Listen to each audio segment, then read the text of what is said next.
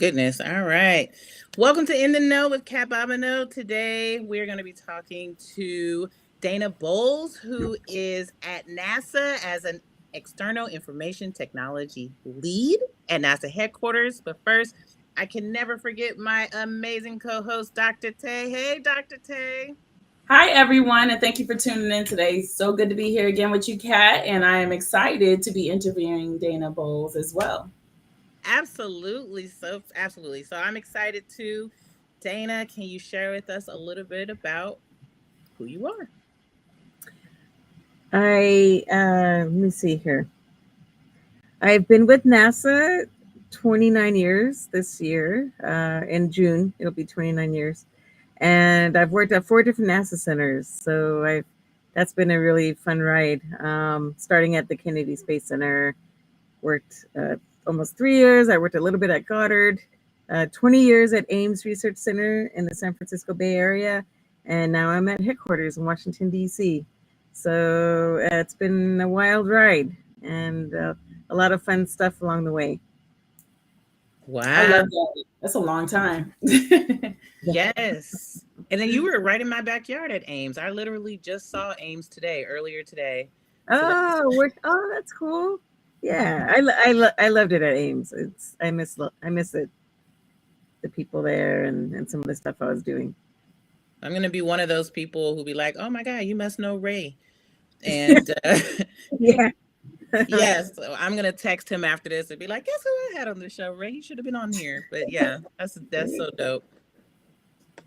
I love that. So I know one of the things Kat and I always talk about when it comes to like a lot of students and those who are trying to kind of solidify what they want to do, especially even when we go and talk to a lot of the students now, sometimes we'll be like, hey, do you want to be a scientist? They're like, no, we want to go to NASA.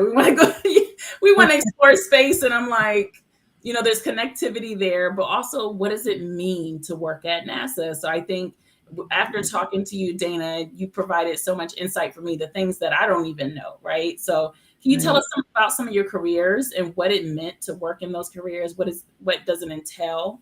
Sure. I have my degree I have a Bachelor of Science in Mechanical Engineering. And when I was hired at Kennedy, I was hired as a payload safety engineer. So at that time, the payload engineers, we approved everything that went up on the shuttle or on the expendable launch vehicles. And those are the rockets, the ELVs. And so it was, to me, that was like the best way to get introduced to NASA, because we still had the excitement of the shuttle launches and just everything was just so brand new. Just talking about the launches and meeting all the payload organizations and just learning what to do. I was lucky I had a lot of really good mentors to make it easier, because it was so overwhelming, And I was 3,000 miles away from home. I grew up on the West Coast. I'm a West Coast gal through and through. Love California. And so it was a difficult move to go all the way across country where I didn't know anybody. But thankfully, I met a couple of really good friends, and they really made it easier, because if it hadn't been for them, I probably would have gone back home with my tail between my legs, from being homesick. But it was a really amazing experience. And then after Kennedy, I worked at Goddard as a safety engineer. So now I took a little step away from the direct mission support, and now I'm working in fire protection. So I would read facility drawings and make sure that we met Life Safety Code 101. And I was at Goddard for just a really short year and a half before I transferred to Ames, and I started in environmental compliance. And that was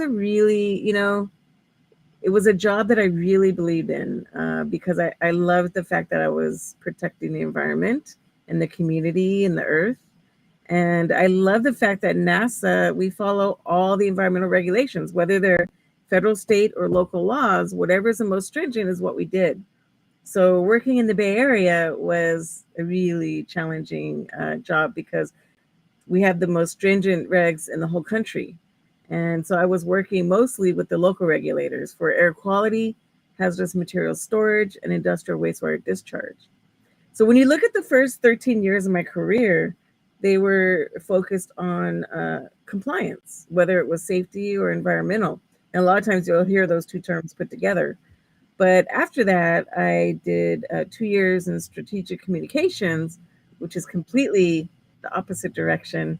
And after 2 years of doing that, I wanted to go back to a more technical side. So I started my path with the Science Mission Directorate, and I did 6.5 years, I think, with the Human Research Program, and that was one of my favorite jobs because just working with such an incredible team of engineers and scientists, all of them focused on how do you minimize the risk to space exploration. So it was exciting because, there are so many things you have to think about in order to enable space action, not just obvious, which is space radiation, right? The further away from you go, the worse the radiation is, but also how do you build a team that can work together well enough so that when you're going to Mars, you don't want to kill each other once you launch, right? You have to look at all those things because it's going to take months to get there, plus the time to do your research and months to get back. It's like a year mission at least, right? So all these different things, it was just fascinating to me. And after HRP, I worked as a payload, the ISS payload logistics lead. So ISS stands for International Space Station. So my team helped all of the projects that were putting biological experiments up on station. We helped with the logistics. So there's a lot of stuff that has to happen before it launches. All of it is, and if you don't do it right, you risk not launching in time, and that's a huge no. So I got most of my gray hairs from that job. But it was great because when it launched, I felt like I was part of that team. And then after 20 years at Ames, almost 20 years, I came to headquarters. And the thing that convinced me to move away from my favorite state, California, was the supervisor who said, Dana, I want you to come work for us to better position NASA for an eventual announcement of finding life beyond Earth. And my mind just exploded. And I got so excited to be part of that initiative. And I said, sure, I'll go to DC. And it's been 5 years now that I've been here. So it's been quite. So I think the main takeaway from that whole thing was that each NASA center, it's kind of like a little city. Mm-hmm. And so there's all these things that have to happen in order for it to function right. So whether you're working for a mission support organization, which was my first 13 years or 15 years, or whether you're working more directly with a mission, all of it's really important because you can't accomplish your mission if you don't have that proper support. And if you don't have all those supporting functions. So there's a lot of different jobs you could do for NASA, not just an engineer, not just a scientist, but all kinds of different functions you could do and work for NASA. Wow. I mean, your story makes me feel like I haven't done enough, but like, you've done so many things, which is amazing. But I want to go back and let's even start in high school. In high school, yes. Was this like what you thought you would do, or did you already know engineering was your thing, or how were you feeling in high school about this? Well, so I was born with my disability. I'm missing both my arms. I'm missing both legs. So I'm in a wheelchair. And I realized, so of course, when I was a kid, right, when I was like first grade, second grade, I wanted to be an astronaut. That's what I really wanted to do because I thought, well, what better job to have where I don't need my wheelchair. I could float mm-hmm. around. I was a lot smaller then. I thought I could fit in all the little tiny places. Mm-hmm. And I used my hooks. And I thought, oh, I'd have an advantage using the robot. I could use my hooks to do things, right? And so as I got older, in high school, I thought, well, I hadn't seen any disabled astronauts. So I thought, well, if I can't if I can't do that, I thought the next best thing, I should become an engineer because of the fact that I rely so heavily on equipment to be independent. Like in my life, independence is the most important thing to me. So I rely on my chair since I was 3. I started wearing my arms when I was 2 years old, and I started driving my van at 16 with hand controls. So I thought an engineer, that'd be a cool job because it would give me the mindset to design something if I didn't have it available to me, right? Mm-hmm. So that's what I did as I pursued engineering. When I first, right after high school, I started as I didn't really know exactly what engineering. So I went to UC Santa Cruz, and Santa Cruz was an amazing university. Those are like some of the best years of my life. It was so much fun. And I focused on all the general ed courses. And then after 2 years, I decided mechanical engineering, I transferred to Cal State Long Beach. And Long Beach was a bit of a culture shock, going from hippy dippy liberal university where all the students had a cause that they fought for to go to Long Beach, where we had sororities and frats and football team. What's up with that? And but it was hard, but after a couple of years I adjusted and I met some really amazing friends, lifelong friends, and I had some experiences that really kind of shifted the view of myself, because at Long Beach, up until Long Beach, I had a lot of internalized depression about my disability, and I didn't want to be associated with the community, and I did everything I could to be not part of that. And it wasn't until I met this woman at Long Beach that completely went away. And I'm so thankful, because there's nothing like going through life denying such an integral part of yourself. And so from that moment on, it was disability rights for me, and that's what I focused on from that moment on. And even being offered a job with NASA, surprisingly, it was a difficult decision to say yes, because I had found out about this nonprofit that I wanted to get involved with, called Whirlwind Wheelchair International. Mm-hmm. But my friend Jenna said, Dana, just say yes, work for them for a year, and then quit. And I go, oh yeah, I could do that. And now here I am 29 years later. But I realized, even though NASA, being a federal employee, working for a big federal agency, at first you don't think it's not like a humanities type job, right? It's not like social justice. But I realized no matter what you do, it is all about that. Yeah. Because, and in some respects, it's even needed more, because traditionally NASA has not been focused on that type of stuff, right? It didn't start out like that, right? You saw the movie Hidden Figures and all that, right? Mm-hmm. So once I realized that, then it all made everything okay. Because at every center I work at, I am very vocal about standing up for disability rights, and I fall in a lot of categories, like women. I'm half Latina, half Asian. I'm non-hetero, so all that kind of is in everything I do, no matter where I work. Wow. I love that.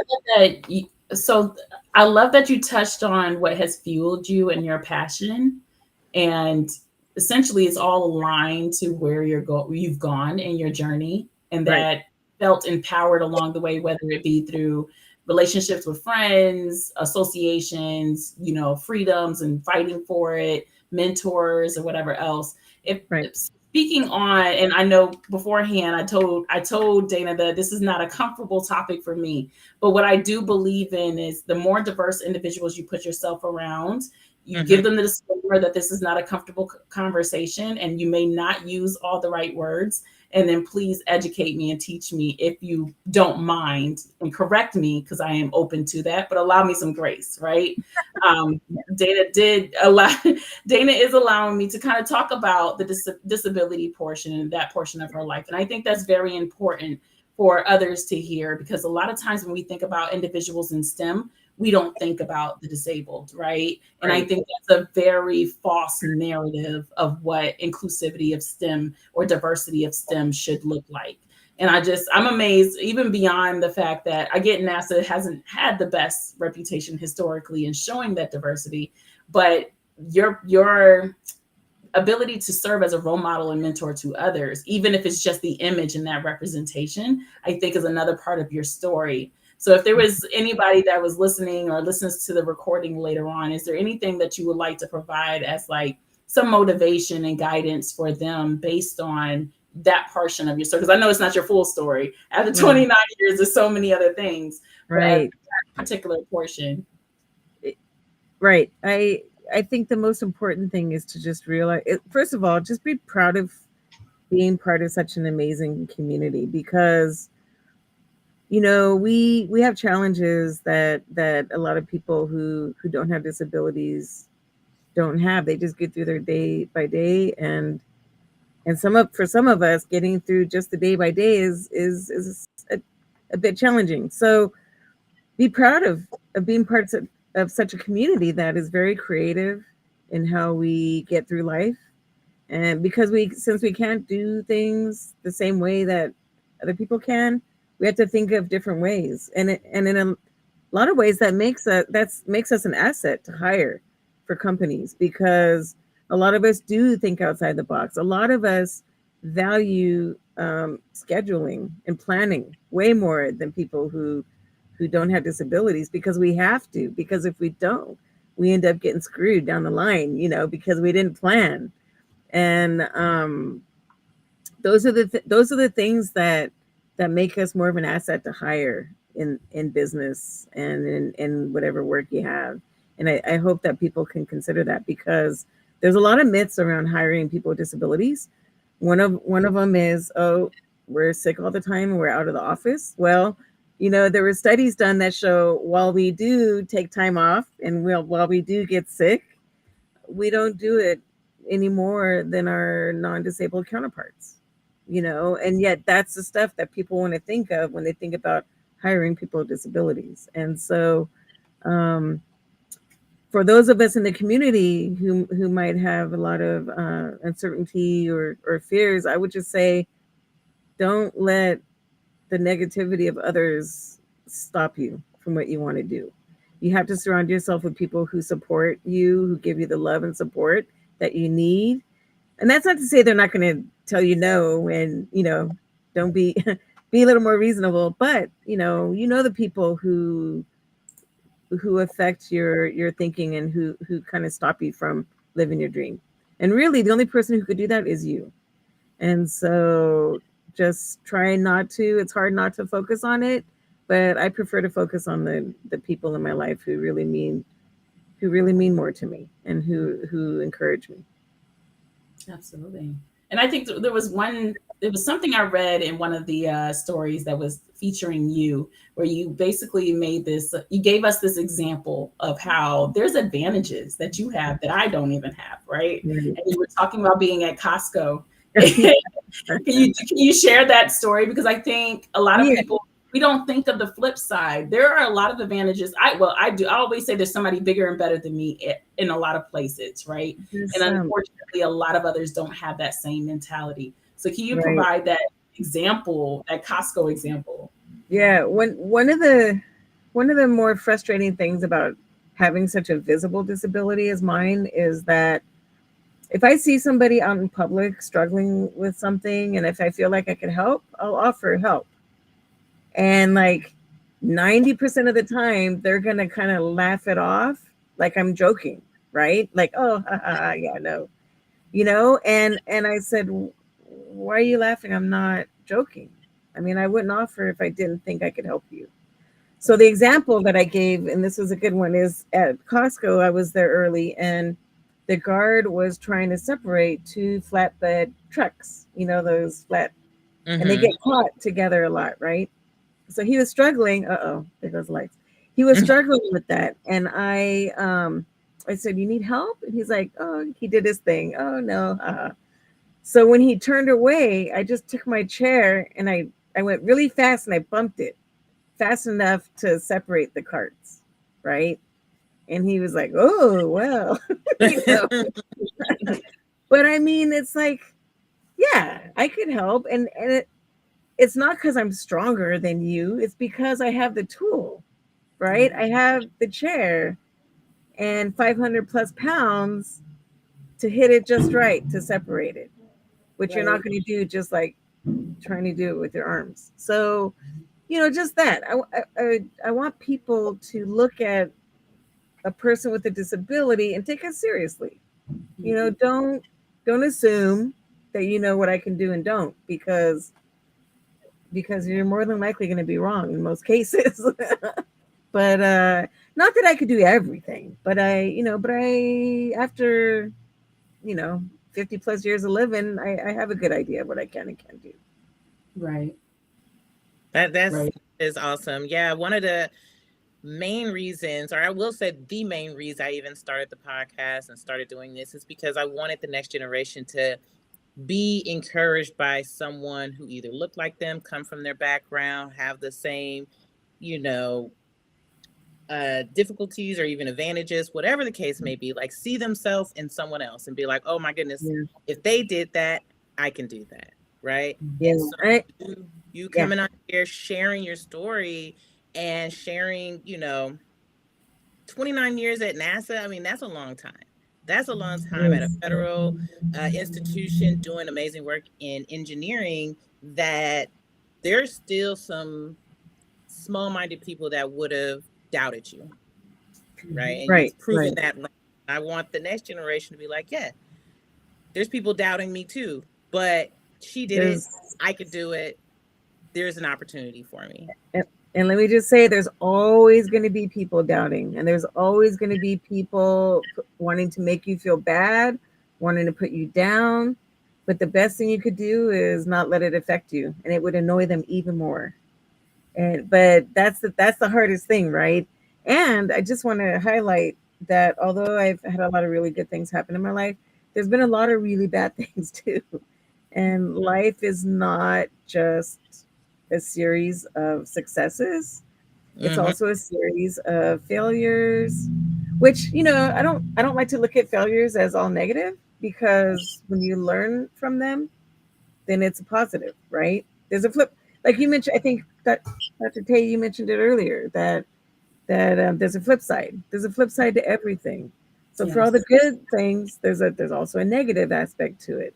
For all the negative things, there's a positive aspect, and the key is to not let the negative keep you down. I mean, you need to process it. You need to work through the feelings, but don't let it stunt your happiness forever, because life is short. And so why spend a lot of it feeling bad about what people think? I always thought I could work with anybody, right? I could work with any personality, but that's not reality. There's always going to be somebody who doesn't like you for one reason or the other. And so then you have to go, well, I can't work with you. Oh, well, I'll work with the next person. Absolutely. Absolutely. There's always a naysayer. There's always someone Yes. who has a negative connotation, a negative thought. And there's even some who want to share it unprovoked. And you're just like, Yep. okay, well, Yep. you're on that side. I'm going to be on this side. Right. You don't even have to occupy the same space right now, because you can go do you. But I yeah. think the important part is remembering, like you said, Dana, it's a growth process, right? Some people, like myself, I started where I was too shy, timid, and not empowered enough to speak up for myself, right? And now you can't tell me anything about myself that I'm going to actually listen to, especially if it's negative. It's So, negative. so now, it's a growth process. It It is. takes time. You have to be empowered. There has to be some things that's instilled in you for you to just not take the BS of everyday life, right? And I was very shy growing up. I mean, I was the one that didn't say a whole lot. So it wasn't until I got older and got a little more confidence that I started to stick up for myself. Right. Mm-hmm. I'm still working on it. I mean, I'm not Yeah. shy anymore. I used to be shy in high school too. I'm not shy anymore, but there's also times where I'm just, life Mm-hmm. will throw a rocket at you and you're like, oh, It okay. will. It will. I Today like I what you may, did there with the rocket, Kat. right? You know what I mean? So But, speaking of rockets, going back to the career, because I love that we took this time to really dedicate it to other things that we really needed to hear about. But I have this question that's been burning a hole in Yes. my brain. What was your favorite position out of all the careers that Oh you've my had, God. and why? Gosh. I've been at NASA 29 years. Can I pick my favorite 3? So I guess if I Sure. had to pick a top, probably it would be payload safety engineer. Okay. Maybe part of it could have been because it was my intro to the NASA family, and I was part of the launches, which was really awesome, and HRP because I love what the program does, you know, and then when I came to headquarters to work with the astrobiologists on that search for life stuff. So those are like my 3 favorites. wow. First, let me say thank you to everyone who's watching live. I see a comment, Patricia. She said perseverance is key for sure, and absolutely perseverance for Yep. real. Thank you. And now I kind of want to jump on one thing you just said, which is astrobiology. So I've met Mm. one astrobiologist at Ames, Oh, and she had this was like 10 years ago, but she had these playing cards with all these like little microbes and that lives in sulfur and all the things that she studies. And I'm just like, I don't think people really understand astrobiology. So if you can break that down, like what is astrobiology? astrobiology kind of looks at 3 really fundamental questions that a lot of us have at one point in our life or another, and that's how did life begin here on Earth, and how does it evolve, and what's the distribution of life in the universe, and so the search for life is answers that question or is part of that, right? What's the distribution of life through the universe? And so I'll say that working with the team that I worked with, and also going to the conferences. They have conferences every 2 years. The Astrobiology Science Conference. They call it ApsICon. I've never met such a fun, idealistic group of scientists in my life. They're all so excited. A really diverse group. I mean, the age range is huge, and they're all different ethnicities and different. It's just great. It's just a fun group to be around, and you just feed off of that energy, that excitement of the work that they're doing, the research that they're doing. And there's all kinds of stuff online you could find, and there a lot of them are really good science communicators too, telling the story. Because one thing to keep in mind is that, like you've probably heard, oh, we found water again. Oh, I thought you found water years ago. But the more research they do and the more things they find out, then it kind of changes the course a little bit, right? So then that thing is maybe not so true anymore. So, but that's the story of science, right? You come up with the hypotheses, and then you test it, and then you research, and then you go, oh, that wasn't right. Now it's this. So it's important to remember that the search for life, it's a whole story, not just one finite thing happening, but all these things that add up. I don't even know how I'm retaining some of this stuff at this point. Yeah. And I always like to mention that because a lot of people, they have this, and I think this is a positive stereotype. They think that like people in STEM are the smartest people. There's nothing that they can learn after a certain point. There's no way, right? I already knew I was going to be blown away by some of the things that Dana has to share during her podcast interview. But this is all new information. So anybody that is listening, you're literally listening to a neuroscientist tell you that I have no idea what Dana has done. I can't even fathom it. I am grateful that she is telling me about it, but still my mind is just in shock because of the things I'm hearing for the first time and trying to really think it through. Give me just 1 minute. I'm so sorry. No worries, no worries. Like, Kat, do you have like similar well, reaction to this, or am I by myself? No. So engineering is just never been my thing. So anything Right. engineering, I'm like, what? I don't know how that works, but it's so amazing to learn. But I will say, like astrobiology, like I said, I've met an astrobiologist before, and it's like you would think, oh, we're wondering about life on other planets, but in order to learn about that, they're studying life on this planet, like sulfur based. We're all carbon based creatures, but there's sulfur based creatures on Earth too. Like, well, where did they come from, and how do they exist? And if they're existing here with sulfur, then there's a possibility that they're existing on a sulfur based planet. Right. So it's a really cool research. Like I said, I don't know the engineering aspect behind it.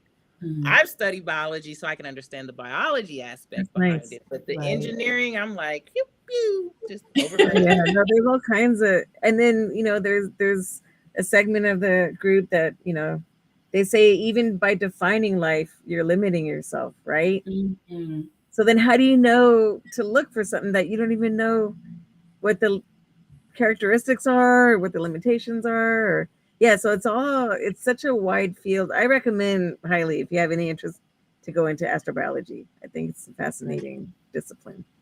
I love that. Yeah, one of my all-time favorite comic strip was Calvin and Hobbes. And it was like Calvin walking down with Hobbes, and there was all this trash in the woods, and he was just like, you know how we know there's intelligent life on other planets? They never came here. And I'm like, that is absolutely true, because we be messing up our planet. Like, if you're intelligent, you don't want to come here, because you're like, what are you doing? What are you? But I digress. So, Dana, like you have done so much, and you have accomplished so much. And I think you said payload safety, right? That has to do with the rockets going up. But what's the safety part about that? What's the engineering part? So payload, first, let me just define the payload. The payload it's basically the purpose of the mission. So it could be a spacecraft. It could be an experiment that's going to be done on an International Space Station. So that's a payload, right? So payload safety engineer at Kennedy, I was responsible for the payload from the time it arrived at Kennedy Space Center, from the time it came through the gate to the time it launched and cleared the tower. Because once it clears the tower, then Johnson Space Center takes over. You know the saying, Houston, we have a problem? That's where that comes from. So Houston takes care of the flight safety. Kennedy takes care of the ground safety. I was part of the ground safety review panel. So what I had to do is I had to read the safety data package for my payload, and I had to look at, like, what are the things that are being done to it? What are all the pre-launch activities? So even taking it from the truck, the flatbed truck, and putting it on a stand for testing, I had to make sure that the sling that they use is rated for the weight. I had to ask, when was the last tested? Those types of things. If it's a spacecraft that's being fueled, we have to make sure that they met all that in the procedures. They had all the safety stuff built into it so that nobody would get hurt around it, processing it, that the spacecraft would remain safe, and that the facilities remain safe. Wow. Okay. Also, have you seen a rocket launch? I haven't seen a rocket launch. I saw a shuttle launch. Oh. I used to work them. My first launch I ever worked was a night launch, and that was incredible. So I had to be at work at like 11 o'clock at night. I think it launched around 1 or 2 in the morning. And it was really awesome, because it just lit up the sky like daylight almost. It was just really fun. And I remember when I watched launches, you see it start to go up, and then you start hearing the crackling, because the sound takes time to travel, right? Mm-hmm. So then I started hearing the crackling, and I love that. I love that part. That was my favorite part. I love that you light up when you talk about it. Yeah. Yeah, I That was almost told a lie and say, "Oh, I'm not jealous of much." No, I'm jealous of a lot of things, but that I am definitely jealous. I was, I'm seeing a launch in person, that's so yeah, dope, and yeah, I'm jealous of that. I'm really happy that that I got to see shuttle launches, especially since they don't launch anymore. So Hmm. that's a special memory. that's Wow. valuable. Yeah. Yeah, Okay. and to know like all the parts, the moving parts that it takes to like get it to safely launch, that's huge in itself. Yeah, yeah, it was. I had two ELV payloads, the ones that went up on rockets. So one of them was the Mars Climate Orbiter, I believe it was in 1998, and the TDRS, Tracking Data and Relay Satellite. And then I also had the third assembly flight for International Space Station. Wow. Yeah, Speaking so of that the was. ISS, how do you feel about the fact that they're decommissioning the ISS soon? Oh, yeah, it's kind of sad. I feel like for as much as I love HRP, ISS is another program I really love. I think that that's one of NASA's greatest achievements because it show. I think the greatest value is just the collaboration between the nations. Hmm. Between our international partners and NASA, and I really love that aspect about ISS. Yeah. So Yeah, yeah, I'm 100% agreeing with you. Just seeing, I mean, if you ever look at the pictures and the images of the ISS and all the different nations' names that's on it, and like all the work that they've done to it, and to hear that they're going to decommission it, like I understand it's been up there for years. It's yeah, been up there for a Right. long time, but it's right. also kind of sad to It is kind. know that It's that's going to. an end of an era, and ISS had a lot of successes in addition to the teamwork and international collaboration, just the research that was done on it. It's just really Mhm. it was just a really significant piece of our history. Absolutely, I absolutely. agree. I agree. I was gonna say, My unfortunately, dog's we're gonna. barking, and I'm just It's like What was that?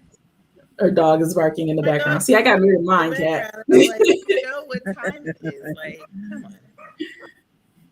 But no, I was gonna say we're gonna have to rely on literature and stuff for the future, I guess. And that's the unfortunate part of this.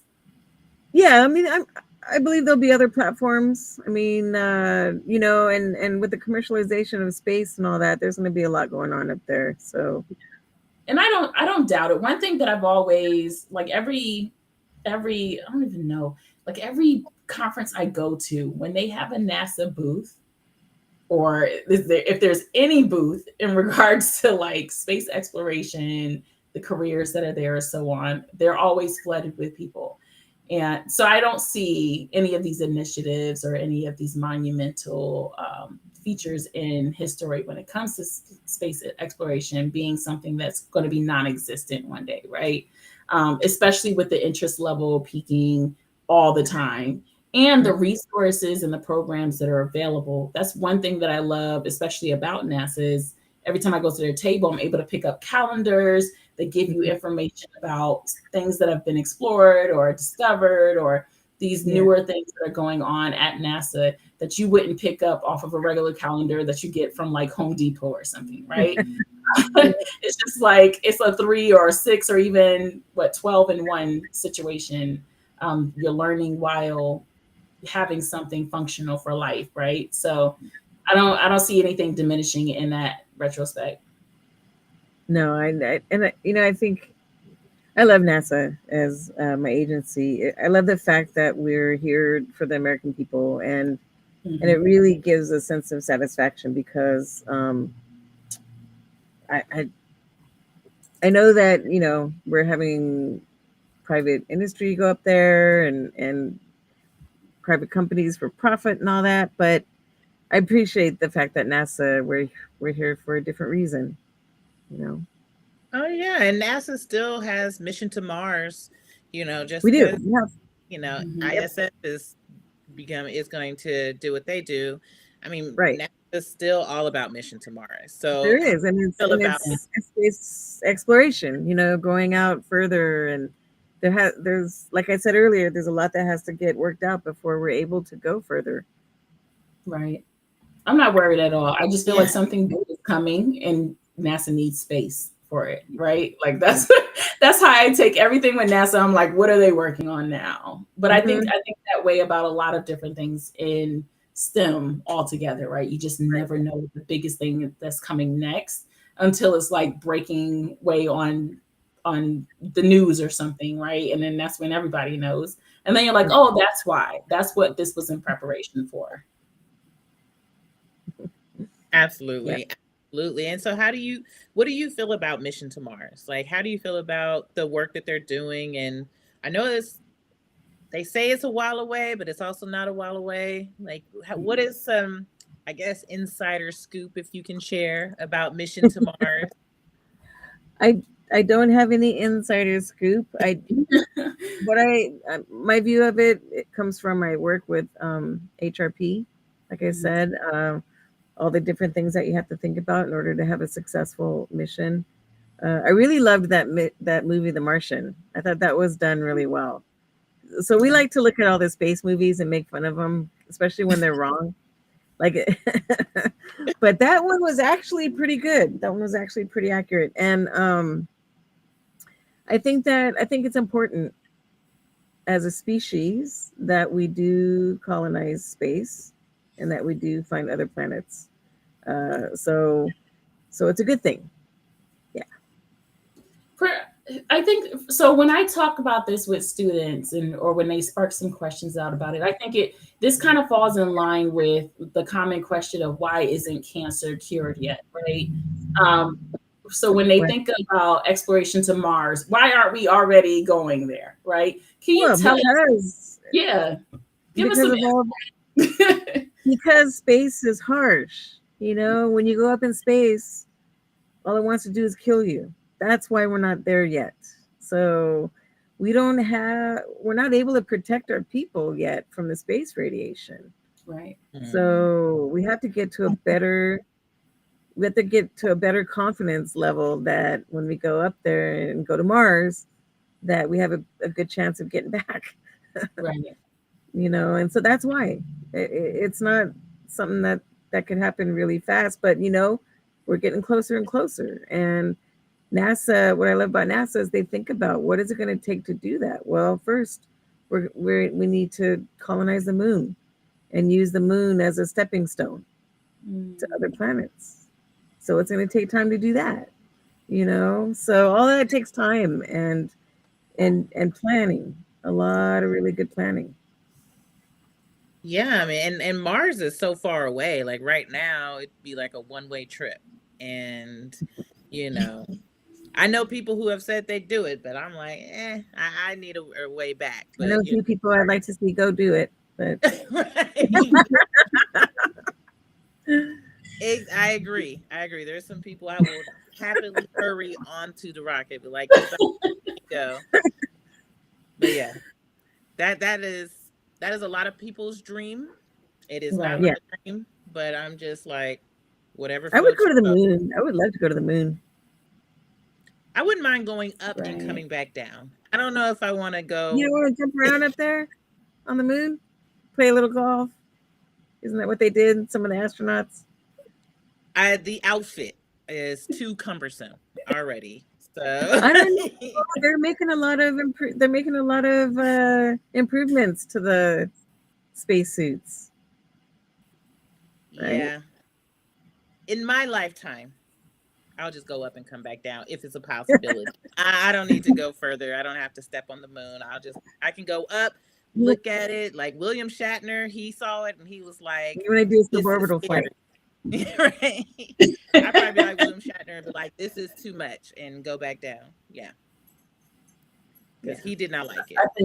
I think I agree. I'm one of those people that's like, let me let everyone else test it out. And until there's a good enough in science the number of subjects who have subjected themselves to it, then I'll try it. Spoken like a true scientist. Right. A lot of trial and error that you guys do. A lot of the trial and error. I would, there's an organization called Space for Humanity. They're the ones who have selected like citizens to go up on flights, like suborbital flights. And I applied. I applied for one of them, and I'll keep applying. Why not? You know. Well, So and speaking of, it's one of the things that you've brought up, as growing up and wanting to be an astronaut, what is NASA doing for people who are disabled, who have that desire? Like, is that something NASA's even thinking about futuristically when it comes to astronauts? I'm not close enough to that part of NASA to know. I will say, first of all, embarrassingly, ESA is a bit in front of NASA in that sense. ESA stands for the European Space Agency. So they're the first major agency, space agency, that actually committed to selecting a disabled astronaut.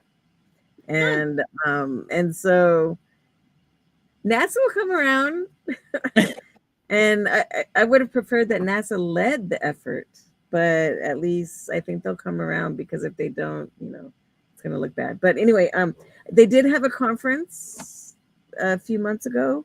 HRP, who I told you about earlier, the Human Research Program, they held a HRPC conference, HRP Civilian Conference, where they're looking at, what do we need to do to enable civilians to go up?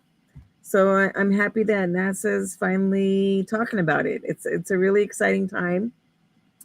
Actually, if I had my dream job, I want to get in on that and be part of the bridge between NASA and the disability community, because that would be a great legacy if I die and help make that happen.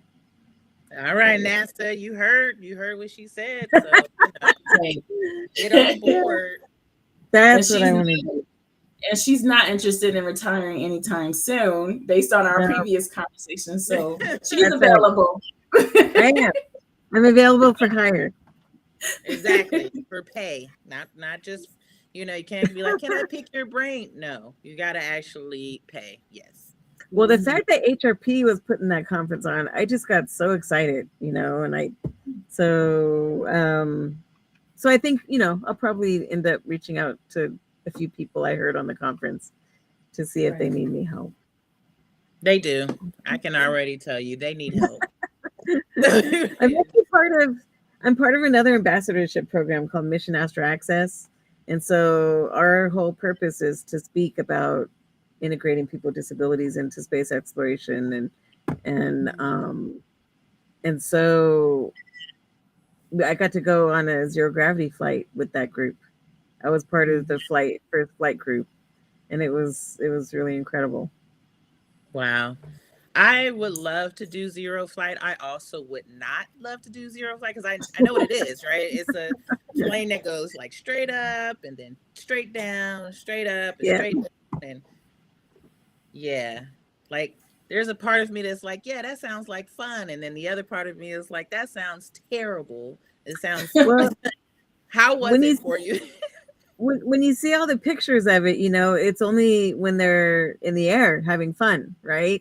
Mm-hmm. But they don't show you the pictures when you're being pushed down to the floor of the plane, 1.8 Gs.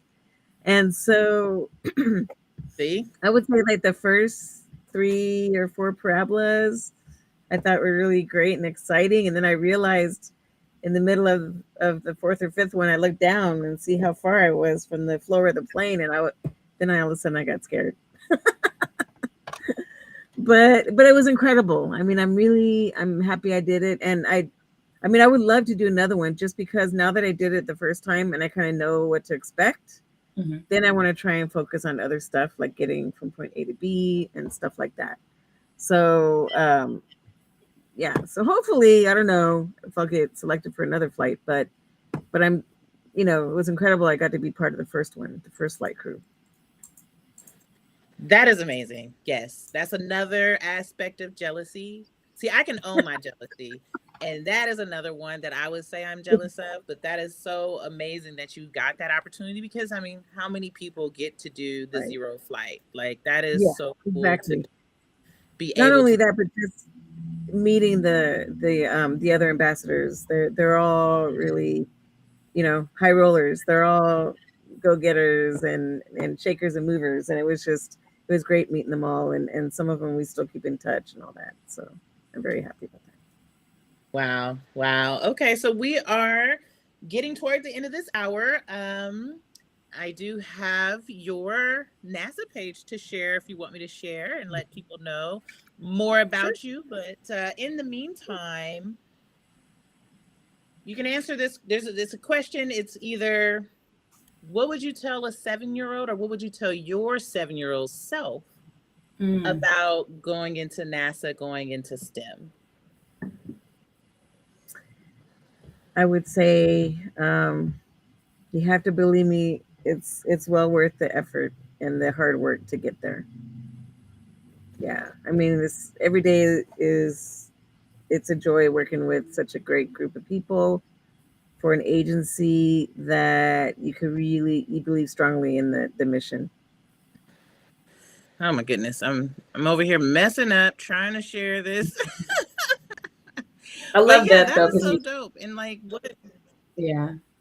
Go ahead. Like the hard work coming with the enjoyment. A lot of people forget that, sometimes you have to work hard to get to where you want in life and to have the enjoyment that you plan to have in your career. So unfortunately, not every one of us can just get from point A to Z without the rest of the letters, right? It's not always a straight, and most times it's not a straight path. And not only that, but I think that the thing that I love about NASA is that while I could work for a different space agency or company and do similar things, the thing I love about NASA is just the different opportunities I've been given. Like I got to volunteer for FEMA for 45 days, and that was incredible. The sense of just, wow, I could help people, survivors of a disaster, and have a job to go back to, right? My job let me go do it. My job let me come back. And I got to be part of International Space University. So there's a lot of really great experiences that you could have working for NASA that you might not get working for other companies. And that would be my biggest ad for working for NASA, or encouragement, I guess. And, I do want to say that all of us have such a great level of intelligence, but I never use Apple and I can't figure out how to share this screen. And so that's my lack of intelligence. That's where I am. But if anyone listening or watching or paying attention and want to learn more about Dana, if you just Google Dana Bolles, Bolles, you will see so much information about her. And the very first thing you're going to see probably is either her Wikipedia page or NASA's page, which shares so much about Dana. Would you let me try? I think I can. You can try. That is the limit of my intelligence is Apple. I'm such a PC person. I am too. I'm trying. I'm using Apple for the first time, and I'm just, that's the level of. At least I got to see you. It's lovely to see you. Right? Yes. Yeah, my other computer was super pixelated, so I had to switch out. But I'm gonna figure this out. That just shows me here's my downfall, but it's a learning experience. Right now, I got to play with Apple more and figure out how to. Yeah, you'll be a pro soon. Well, is there any last words? Any last thing you want to share, Dana?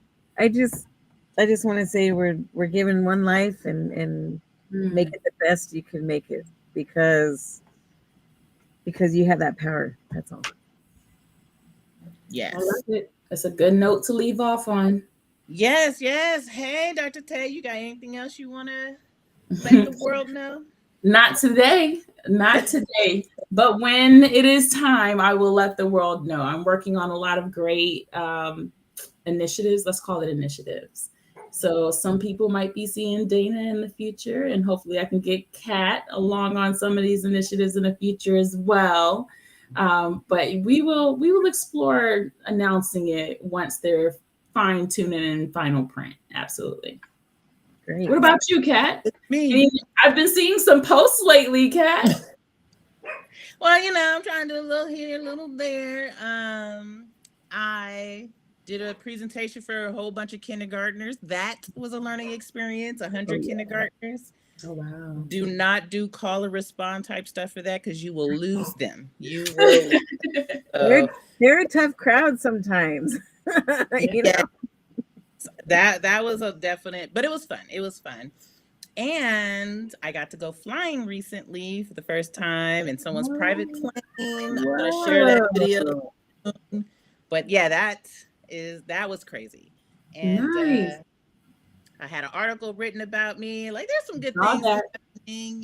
Yep. And I do want to end, not about me, but I was on Facebook and I saw that they're doing teachers in space. So that's that type of flying and dealing with NASA and even doing the 0G. If you're a teacher or educator or something like that, that's in space, where I think they're working with NASA. And yeah, but also keep up with us because you never know what we're going to do. It's all kinds of stuff.